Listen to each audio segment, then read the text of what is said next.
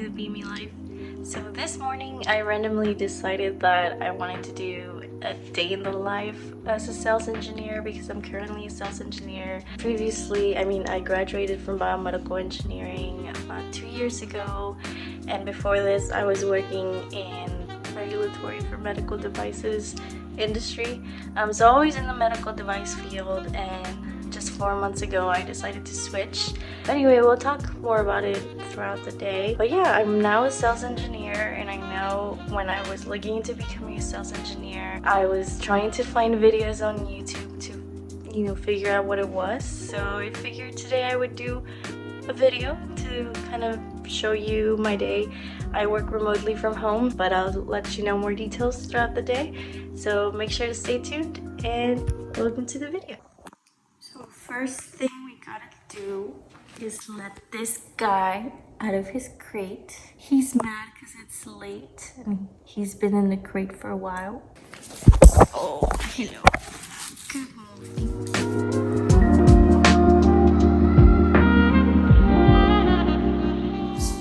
So this week I started working with a new rep in Mexico, and he just asked me for a quote for one of his clients. So I'm just gonna give him a quick call to ask him some questions.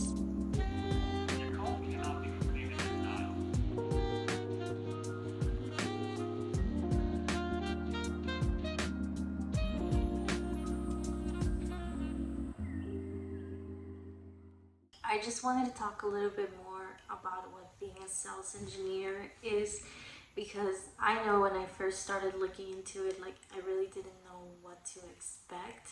I didn't know what it meant. And according to YouTube analytics, 90% of you here watching are new subscribers, or not new subscribers, new viewers that are new to the channel. So what that means to me is that you clicked on this video because it's a day in the life of a sales engineer. So I would like to tell you a little bit more about what I do. One of my first responsibilities, I guess, would be leading customers through the sales cycle. So basically, we have a new customer and we kind of have to help them determine which one of our products would work best for them, understand their budget, understand their timing, understand their position within the company, how the selling process for them and things like that. Another thing is kind of doing demos. And I know when I was searching online, what is a sales engineer, people would say oh, one of the things you have to do in sales is presentations, demos, and such. And honestly, I haven't personally done many demos, and we have engineers, field application engineers, that are in charge of doing that. And also, I'm not in the headquarters, I work remotely, so that might be a reason why I don't do many demos. But I mostly just have meetings with clients, calls, emails, lots of voicemails. It's mainly just communicating with clients, and then on the back end, preparing quotes. Well, now we have someone who is responsible for preparing quotes for us, but we still have to communicate with her, tell her what we need, and a lot of the back end stuff is also a lot of technical questions about our systems that I need to understand to really help the client. I don't want to get too specific because it'll obviously depend on your company and the kind of products that you sell. Another thing could be that attending trade shows. So actually my first week on the job was at a trade show. That was kind of my first experience of the sales world. Trade shows are kind of controversial. Some people really believe in them, others don't. But depending on the company that you go to and your personality, if you personally want to go to trade shows or events to just get more exposure, meet more people, then you can.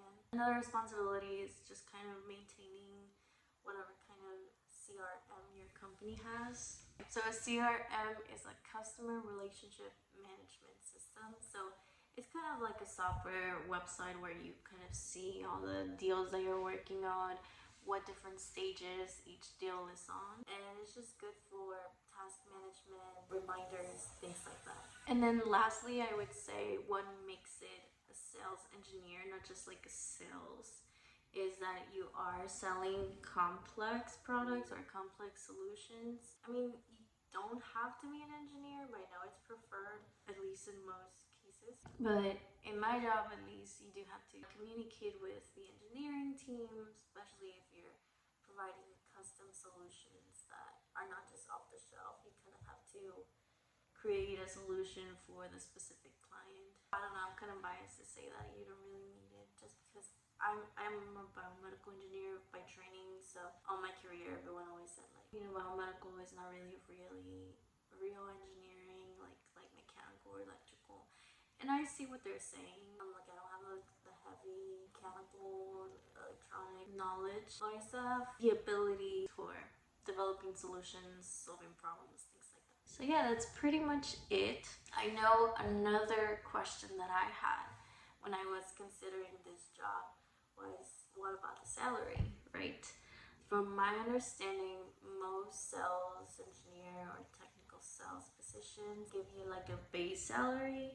What really intrigued me about a sales position is the potential of uncapped income. I mean, everyone thinks about it. Everyone's like, oh, I don't want to trade hours for money. You think about things like passive income and stuff.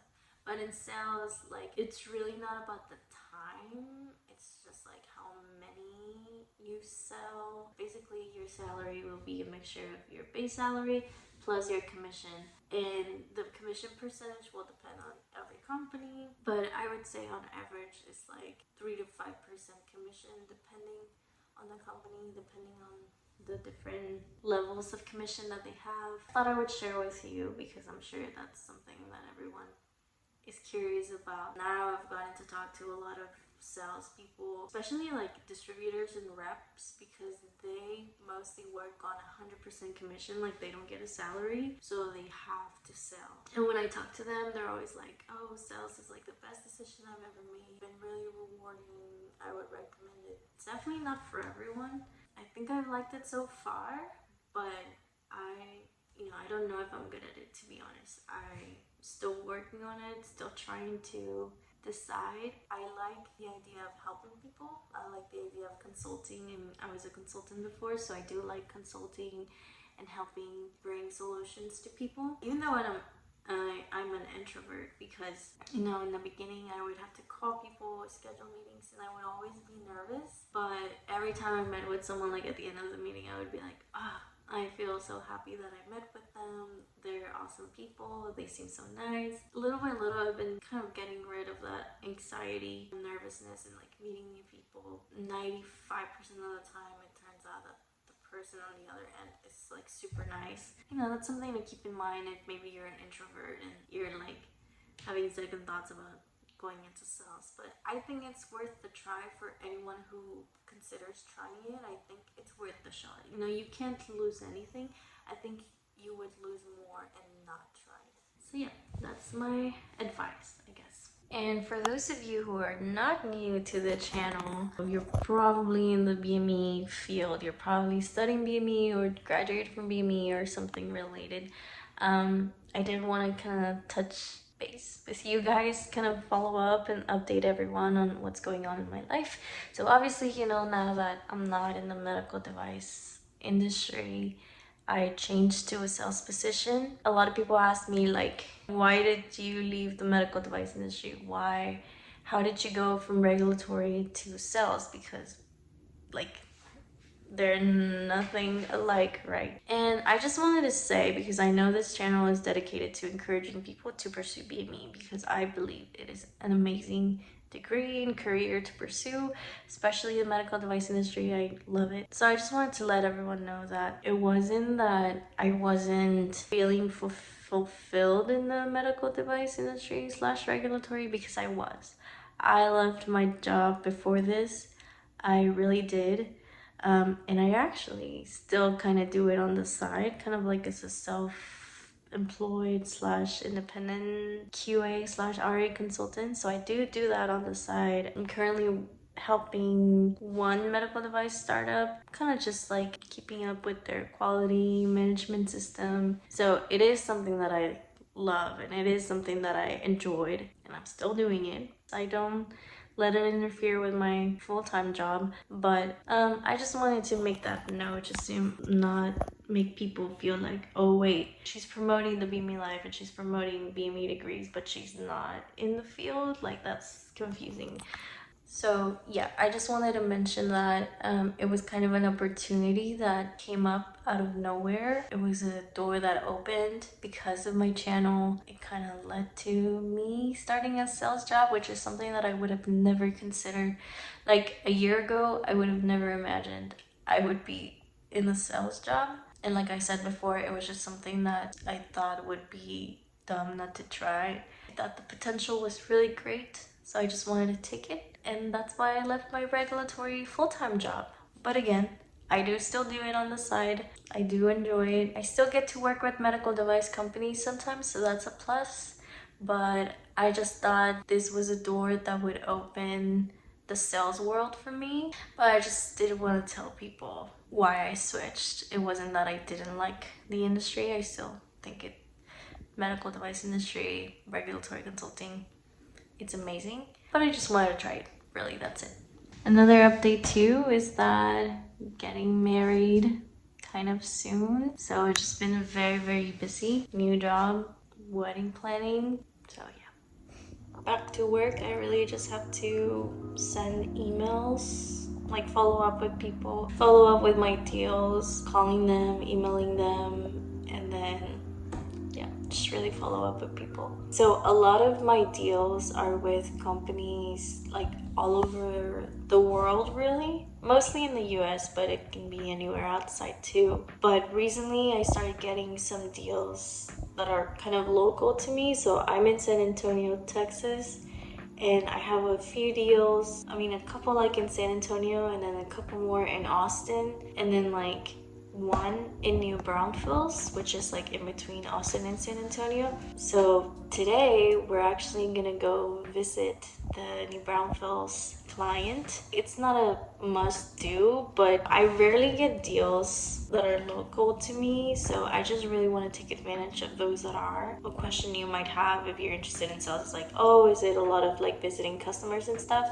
Not really. Like everything is like online now, so you can do everything online. But I personally wanted to get that in-person experience and take advantage of those deals that are here, that are close to me, so I can go to. And since most of these deals, most of the what we serve is like the electronics industry, it's just not something that I'm familiar with at all. So I just want to get as much experience as I can and really just meet people face to face, because people buy from who they like. So, you know, it's just not the same through email or calling. Maybe I think video calls are good.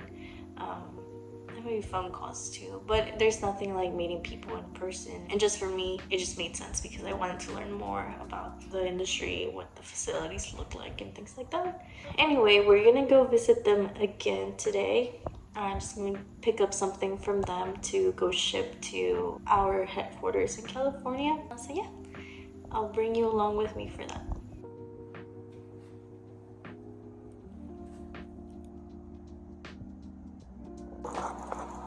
So we're on our way to visit the facility in New Braunfels. I'm not driving, Aiden's driving me. But yeah, it's like about an hour drive, so we'll be there in an hour. But in the meantime, I wanted to show you guys something. So I wanted to show you all this bag I got on Amazon. It's supposedly leather, but it was only $30.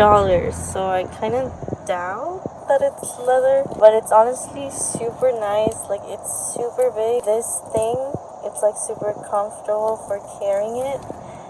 And also, like, it just comes with one zipper, so not too complicated. And well, I don't have a lot of things right now. I fill it up more when I go visit the office, but it has like a laptop holder, laptop in case, and then a lot of pockets in there. So it's super nice. I would recommend you get it if you want like a nice modern work laptop.